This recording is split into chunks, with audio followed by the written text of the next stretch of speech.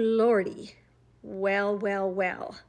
What do you guys think? It looks like Nicholas Godejohn may be able to get the approval for one more hearing for a possible resentencing, a possible correct trial. I would love to hear what you all think about that, because if this happens and he can actually pull it off and put all the evidence out there, he is not going to get the same sentence he got. Now, don't get me wrong, he murdered somebody, and I believe he needs to be behind bars for a certain amount of time. But when you compare it to somebody else we know that got out in 8.5 years and won't even take accountability for what she did, I think that Nicholas needs to get some help somewhere else and doesn't need to just be locked up.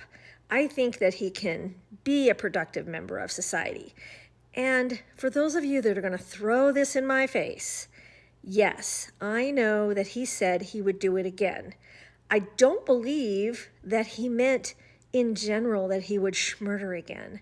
I think what he said quite literally is if he was asked to do it again by Gypsy, if circumstances were the same, he would do it again.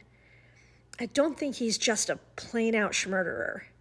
So I would love to hear your opinion on this, and I cannot wait till next week because he has a preliminary hearing to find out if the judge is going to allow the appeal or not. Now, let's keep in mind that this is on the federal level because he has exhausted all of his appeals on the state level. And that was with a lawyer that wasn't really doing his job anyway. So this is on the federal level. And so this is his last shot.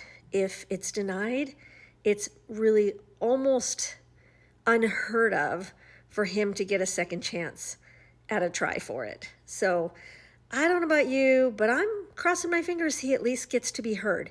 Everybody deserves a fair trial. The evidence needs to be heard. That's all I'm saying. And I'm hoping also that whatever Nick is holding on to, whatever he didn't want to speak of before, I hope it's time that he finally speaks on it, because the whole truth and nothing but the truth needs to come out. Just in case you haven't been around, he is doing this pro se, which means he is representing himself.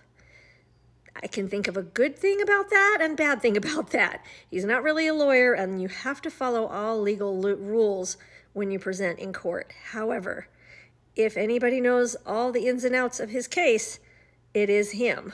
I'm just curious as to whether he knows all the shenanigans that she's been pulling out here. So I think it's time we write to Nick